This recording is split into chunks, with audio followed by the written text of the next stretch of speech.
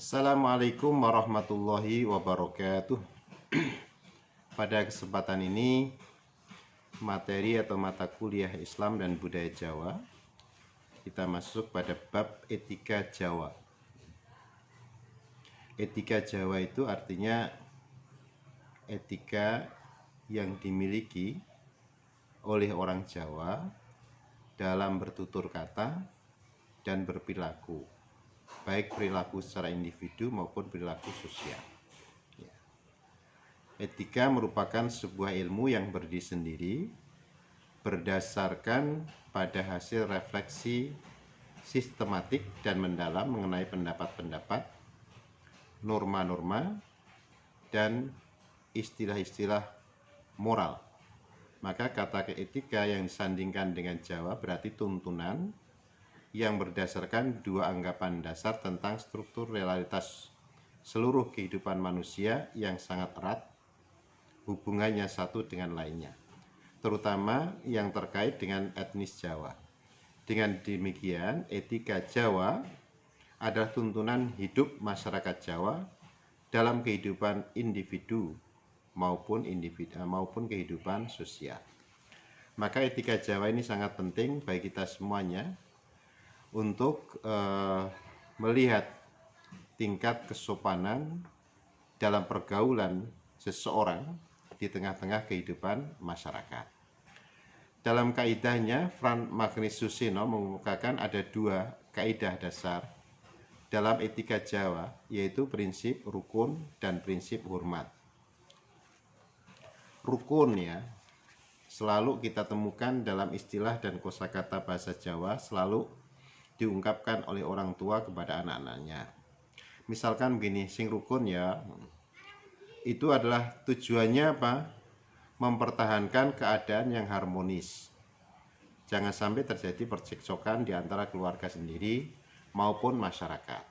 Maka yang bidik adalah proses yang ada pada diri seseorang, kemudian muncul pada keluarga dan juga diimplementasikan dalam kehidupan bermasyarakat. Jadi secara harfiah, rukun itu sendiri adalah keadaan yang selaras, tenang, dan tentram tanpa perselisihan dan pertentangan antara individu atau kelompok satu dengan yang lainnya. Maka biasanya orang Jawa itu selalu istilahnya ada istilah ngalah. Ngalah itu adalah menomorduakan individu dan mendahulukan terhadap kepentingan orang lain. Jadi melepaskan ego, melepaskan kepentingan pribadi demi kesepakatan bersama. Sering dalam menjaga kerukunan bagi masyarakat Jawa misalkan. Bagi masyarakat Jawa misalkan untuk membangun kerukunan, rukun di tengah-tengah kehidupan masyarakat. Contoh yang paling konkret kalau ada orang punya hajatan. Meskipun dia itu kehidupannya pas-pasan dan dia bekerja sebagai tukang batu atau juga kerja di toko dan lain sebagainya, dia rela melepaskan pekerjaannya tersebut untuk membantu terhadap tetangganya yang sedang punya hajat. Itu berarti dia adalah orang yang ngalah, menomorduakan orang lain dari kepentingan individu tersebut. Banyak sekali orang tua ngalah terhadap anaknya. Hal-hal seperti ini sering kita temukan. Istilah ngalah. Ngalah itu nanti akan mendapatkan keuntungan yang lebih besar, keyakinan mereka. Keyakinan masyarakat Jawa. Tembe burine atau akhirnya dia akan mendapatkan keuntungan yang lebih besar karena sifat ngalah tersebut. Ini sudah menjadi satu keyakinan dasar.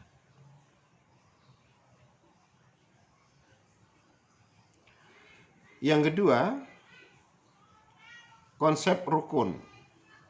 Konsep rukun dimanifestasikan dalam bentuk sikap gotong royong, tepo sliro, dan yen ono rembuk ya dirembuk, musyawarah bersama. Jadi kalau ada yang ngeyel itu berarti sudah perilakunya sudah berubah dari perilaku orang Jawa kepada perilaku orang lain.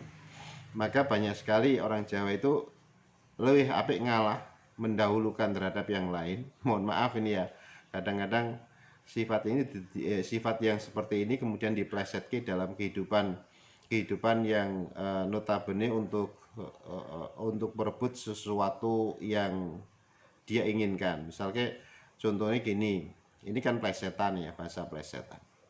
Wong Solo kira tahu juara bal-balan karena apa? Karena kalau bal-balan mau memasukkan bola aja harus amit-amit nyun sewu nggih.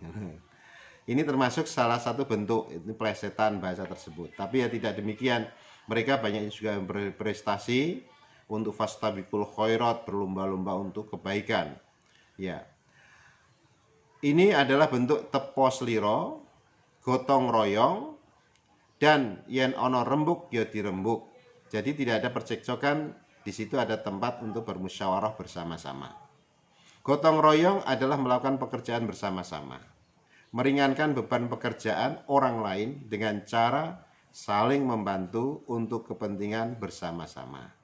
Maka banyak sekali bangunan-bangunan yang monumental, meskipun dia itu adalah hidupnya pas-pasan secara ekonomi, tapi bisa membangun pembangunan yang sangat luar biasa seperti candi misalkan. Ya, itu kan bangunan yang sangat monumental. Dan uangnya dari mana? Itu adalah kerjaan bareng-bareng. Itu yang demikian, ini adalah salah satu contoh. Budaya kondangan. Ya. Kondangan itu membantu yang sedang punya hajat. Jadi ringan. Semuanya gotong royong. Kemudian membantu berwujud beras, makanan-makanan mentah untuk diolah. Berarti kemudian ini ada hajatan, orang datang berduyung-duyung. Satu, ada yang bawa beras, ada yang bawa gula, ada yang bawa teh, maupun juga yang berkaitan dengan apa itu untuk memasak. Yang punya alat memasak dia meminjamkan, ya. Ada lagi kayu bakar dan lain sebagainya. Ini bentuk budaya kondangan di masyarakat kita. Mereka rela berhari-hari nunggu di situ tidak bekerja, tapi ya orang yang punya hajatan tersebut juga memberikan makan, istilahnya apa itu, kunjung terhadap tetangga. Misalkan nanti memberikan kunjungan sehingga keluarganya, anaknya dia tetap menjamin, karena itu adalah dijamin oleh pihak yang punya hajat tersebut. Berbeda dengan sekarang ini kan kalau hajatan nyewa tempat, catering dan lain sebagainya. Ini bagi masyarakat Jawa ya itu satu sisi ya memudahkan, tapi pada sisi yang lain dianggap sebagai sesuatu yang sudah berubah, individualistis. Ada layat, takziah, menghadiri prosesi kematian. Lalu kematian langsung bersama-sama pasang brak, pasang tenda. Nggak ada yang terus kemudian minta satu dengan yang lainnya, tetapi langsung dia berkumpul di situ. Apa yang harus dikerjakan mereka sudah mengetahui semuanya. Menjenguk orang sakit dan lain-lain merupakan implementasi dari konsep gotong royong. Oleh karena itu, Fran Magnis Susino lebih lanjut menguraikan konsep tepo sliro bagi masyarakat Jawa adalah sikap individu untuk mengontrol pribadinya berdasarkan kesadaran diri. Tepo sliro membuat masyarakat meletakkan dirinya dalam tata pergaulan sosial berdasarkan keputusan diri dan kesukarelaan. Maka bentuk-bentuk yang menjadi kesepakatan bersama, meskipun sudah tidak ada kepala suku, misalkan di daerah-daerah yang lain kan masih ada kepala suku yang punya peran. Bahkan pemerintah tidak punya peran sama sekali, tetapi hanya secara administratif saja. Tetapi yang punya peran di situ adalah tokoh masyarakat atau kepala suku. Jadi apa yang diputuskan oleh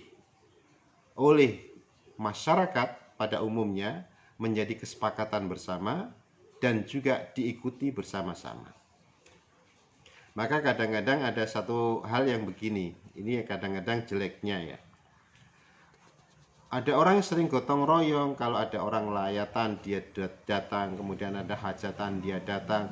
Jadi sebelum prosesi hajatan itu dibuka, kemudian saling membantu, ada yang menyediakan kursi, ada yang menata kursi dan lain sebagainya. Kalau dia tidak pernah ikut terlibat di dalam proses seperti itu, ya masyarakat kemudian akhirnya memutuskan tidak usah ikut-ikutan di situ. Akhirnya ada hal yang seperti itu tuh biasa terjadi. Maka kalau ada orang yang pelit, misalkan tidak ada orang yang mau nyedak, ada orang yang tidak pernah bergabung, kemudian tidak ada orang yang ikut membantu di situ, itu terjadi di tengah-tengah kehidupan masyarakat.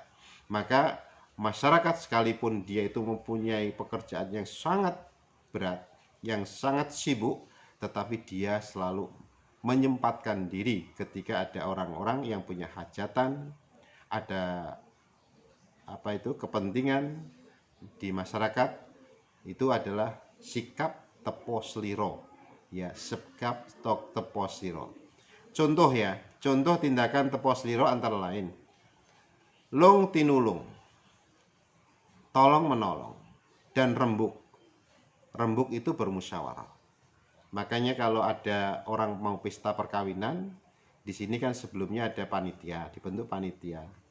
Kemudian prosesi panitia itu ada namanya kumbokarnan, yaitu menentukan beberapa langkah acara, dibicarakan bersama-sama sampai yang paling detail, jumlah piringnya berapa, jumlah sendoknya berapa, itu dihitung semuanya. Dan masing-masing punya tugas. Tugasnya itu ini, tugasnya ini, yaitu tugasnya itu, dan seterusnya. Itu adalah sikap long tinulung dan rembuk. Long tinulung merupakan usaha untuk mencapai kerukunan. Ya, nilai kerukunan menjadi alasan untuk membantu sanak saudara yang jauh sekalipun, bahkan apabila mereka tidak disukai dan kita sebenarnya merasa tidak peduli pada mereka. Ya, saya ulang lagi, nilai kerukunan menjadi alasan untuk membantu sanak saudara yang jauh sekalipun, bahkan apabila mereka tidak disukai dan kita sebenarnya merasa tidak peduli pada mereka, itu mereka tetap melakukan.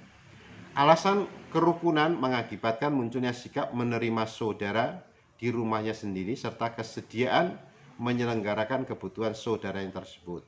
Rembuk juga demikian, maka ada pos kamling itu sering dirembuk di tempat-tempat seperti itu. RT, RW selalu merembuk terhadap persoalan-persoalan yang terjadi di tengah-tengah masyarakat. Rembuk merupakan kebiasaan dan usaha untuk menjaga kerukunan warga. Demikian, ini termasuk etika masyarakat Jawa. Ada dua hal yang sangat penting bagi kita semuanya, prinsip rukun dan prinsip hormat. Menghormati terhadap orang lain yang dianggap lebih tua itu hal yang sangat biasa. Terima kasih, kita lanjutkan pada hari yang lain. Assalamualaikum warahmatullahi wabarakatuh.